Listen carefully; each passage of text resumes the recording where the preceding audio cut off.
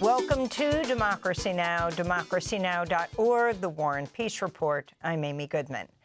Vice President J.D. Vance says the U.S. is very close to a memorandum of understanding with Iran that would see both sides cease fire for 60 days while talks over Iran's nuclear program continue. Vance said the emerging agreement would also reopen the Strait of Hormuz to commercial traffic, with Iran given 30 days to remove all sea mines. President Trump has yet to give his final approval, and Iran's Tasnim news agency reports the text of the framework has not yet been finalized or confirmed. This comes as the New York Times reports the White House has been quietly working with Gulf Arab states to develop alternative financing mechanisms to pay for Iran's post-war reconstruction, including unfreezing Iranian funds held in Qatar. On Thursday, Treasury Secretary Scott Bessent downplayed President Trump's threat to blow up Oman, a U.S. ally, during a cabinet meeting a day earlier. Are you guys back there in the West Wing making plans for a new war with Oman? Again, I think the president wanted to punctuate freedom of navigation in the strait. I had a call with the Omani ambassador this morning, and he assured me that there were no plans for tolling the strait. Palestinians are bracing for a worsening humanitarian catastrophe in the Gaza Strip after Israeli Prime Minister Benjamin Netanyahu ordered his army to seize 70% of the besieged territory. Already, Israel controls about 11% more of Gaza's land than it agreed to under a U.S.-brokered so-called ceasefire deal it signed last October. Netanyahu's latest plan would push Israel's line of control further beyond the so-called yellow line, leaving even less land for Gaza's more than 2 million Palestinians. His comments came one day after Israeli Defense Minister Israel Katz said his government would implement a plan to remove large numbers of Palestinians from Gaza under what he called a voluntary emigration scheme. Israel intensified its assault on Lebanon Thursday, bombing Beirut for the first time in 3 weeks, even as Israeli ground forces pushed deeper into southern Lebanon and issued new forced displacement orders for residents. The United Nations reports 15 children are among those killed by Israeli strikes on Lebanon over the past week. 62 children have been wounded in the attacks, which continue despite the U.S.-brokered so-called ceasefire agreement with Israel signed with Lebanon in April. The United Nations has added Israel to a blacklist of nations credibly suspected of engaging in systematic sexual violence. In its annual report documenting sexual violence and conflicts worldwide, the UN found Israel's prisons engaged in systematic torture, rape, sexual humiliation, and degrading treatment of detained Palestinians. In response, Israel's UN ambassador, Danny Danon, said Israel will sever ties with UN Secretary General Antonio Guterres and his office. In New York, hundreds of protesters gathered outside the Hilton Midtown Hotel in Manhattan Thursday evening to disrupt a pro-Israel so-called real estate expo that promotes the sale of illegal Israeli settlements in Jerusalem. Activists have described the sales as, quote, part of an initiative to bolster the pipeline of Americans settling on stolen Palestinian land, unquote. Jerusalem Mayor Moshe Leon reportedly attended the event. This is Rosa Martinez, an activist with the Global Samud Flotilla, who just returned to New York after being abducted by Israeli forces in international waters. I just arrived from the Gaza Flotilla about 4 days ago. I had been missing a lot of these illegal land sales, but to me, just coming back and entering this space, it just kind of goes to show how interconnected and how global our work is. I mean, you know, we were detained by the Israeli occupation forces last week.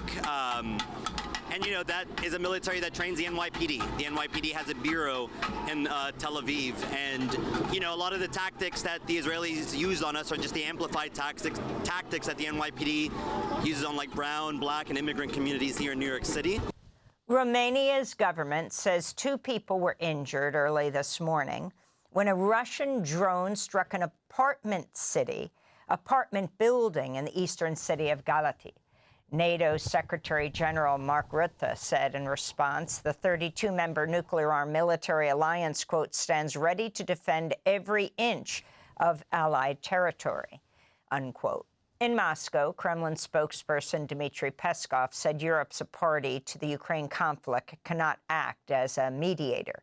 Meanwhile, Ukraine launched waves of drones overnight targeting Russian oil and fuel infrastructure. Russian officials reported strikes on refineries, fuel storage sites, and a seaport. Reuters reports virtually all major oil refineries in central Russia have been forced to halt or scale back fuel output due to Ukraine's attacks, with Russian fuel output down by more than a quarter. This week, Ukrainian President Volodymyr Zelensky wrote a letter to President Trump and members of Congress asking for further shipments of interceptor missiles for Ukraine's Patriot missile batteries. The request comes as the Center for Strategic and International Studies reports it'll take the U.S. at least 3 to 8 years to replenish stockpiles of interceptors depleted during the U.S. war on Iran. On Thursday, Democratic U.S. Senator Richard Blumenthal said during a visit to Kyiv he supports Ukraine's requests for more air defenses and rejects Russia's warning foreigners and diplomats should leave Kyiv. America is not leaving Ukraine. Our diplomats are here to stay.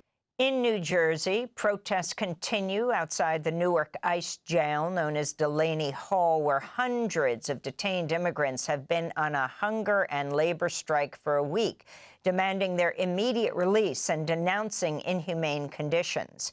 On Thursday, the families of detained immigrants spoke out against ICE's retaliation against the hunger strikers, with activists saying they'd received several calls from immigrants inside Delaney reporting guards had pepper-sprayed and beaten detainees.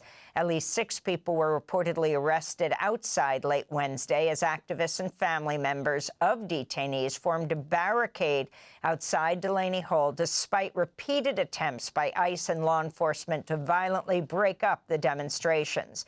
Delaney Hall is operated by the for-profit prison company Geo Group. We'll have more on this story after headlines. In climate news, a new study finds the planet's likely to experience record or near-record levels of heat over the next 5 years.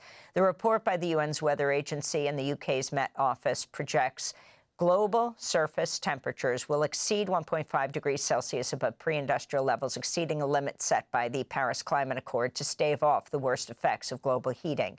Meanwhile, temperature records are falling across Europe this week amidst an extreme heat wave. Portugal reported its hottest ever day in the month of May. Italy suffered blackouts around Turin, while in Paris, unhoused residents held a protest to demand emergency housing during the heat wave. Honestly, I wouldn't wish this on anyone. It's awful. It's not easy, especially at night when it comes to sleeping, finding shelter, or even eating. It's not easy. In Florida, a Blue Origin rocket exploded on the pad during an engine test Thursday evening, sending a massive mushroom cloud high above the Cape Canaveral Space Force Station. The explosion shook homes and rattled windows along Florida's Space Coast, casting an orange glow that could be seen 50 miles away in Orlando. It's a major setback for NASA's moon landing ambitions and for plans by Blue Origin CEO Jeff Bezos to build a satellite internet service for Amazon to challenge SpaceX and its Starlink constellation. Jeff Bezos is the founder of Amazon. The Commerce Department reports the U.S. inflation rate rose to 3.8% in April, its fastest pace in 3 years, as President Trump's war in Iran triggered soaring fuel prices that added to the cost of producing and distributing products. This comes as a study by the Center for Budget and Policy Priorities finds 1.6 million fewer people are receiving SNAP food assistance benefits since the Republican Congress passed President Trump's so-called One Big Beautiful Bill Act, which will slash food assistance by $187 billion over a decade. Nearly half of those losing SNAP, some 700,000 people, are children. Government ethics watchdogs are sounding the alarm after the Pentagon granted a contract to the U.S. technology company Dell worth $9.7 billion. The contract was secured despite financial disclosures revealing President Trump purchased shares of Dell worth up to $5 million ahead of the deal. Trump has repeatedly urged people at public events to buy Dell computers. In response, Public Citizen's Rob Weissman said, quote, "It's impossible to know where personal profit-making ends and policy-making starts with this president," unquote. In Massachusetts, nearly 70,000 drivers with ride-share services, including Uber and Lyft, have become the largest private workforce to win union recognition since 1941. Organizers are hailing certification of the drivers' unionization efforts as a historic turning point for the modern-day labor movement as it seeks to hold big technology companies accountable. The App Drivers Union is a part of SEIU, the Service Employees International Union. On Tuesday, SEIU International President April Verrett joined a celebration for the drivers at the Massachusetts State House in Boston. Years, drivers were told that they weren't really workers. Just independent contractors, whatever the hell that means. Replaceable, disposable, on their own. Meanwhile, these so-called independent contractors carry billion-dollar platforms on their backs while they struggle to survive. But drivers had a different vision. They said, "Nuh-uh, not today." They called BS. Guatemala's government's denied reports it agreed to allow the Trump administration to carry out military strikes against accused drug traffickers inside the Central American nation. Guatemalan President Bernardo Arévalo was responding to a New York Times report that was published Thursday, which cited a letter issued by the Guatemalan government addressed to U.S. Defense Secretary Pete Hegseth and a reported phone call between Arévalo and Hegseth last week. President Arévalo said Guatemala is seeking joint collaboration with Washington, D.C. in drug enforcement operations, but stressed Guatemala would not approve U.S. military attacks on the ground. And Gretchen Klausing, the founding executive director of Philadelphia Community Access Media, known as PhillyCam, has passed away at the age of 61. Gretchen dedicated decades of her life advocating for public access to the media and freedom of expression and was actively involved in national campaigns in support of community media and local journalism. PhillyCam staff and board issued a statement saying, quote, "Gretchen dedicated herself to building PhillyCam into a vital community institution where Philadelphians could learn, create, connect, and share their stories. Her vision, leadership, and belief in the power of community media shaped this organization in countless ways, and her loss is being felt deeply," their statement said. And those are some of the headlines. This is Democracy Now!, democracynow.org, The War and Peace Report. I'm Amy Goodman in New York, joined by Democracy Now!'s Juan Gonzalez in Chicago. Hi, Juan. Hi, Amy, and welcome to all of our listeners and viewers across the country and around the world. Thanks for watching Democracy Now! On YouTube. Subscribe to the channel and turn on notifications to make sure you never miss a video. And for more of our audience-supported journalism, go to democracynow.org, where you can download our news app, sign up for our newsletter, subscribe to the daily podcast, and so much more.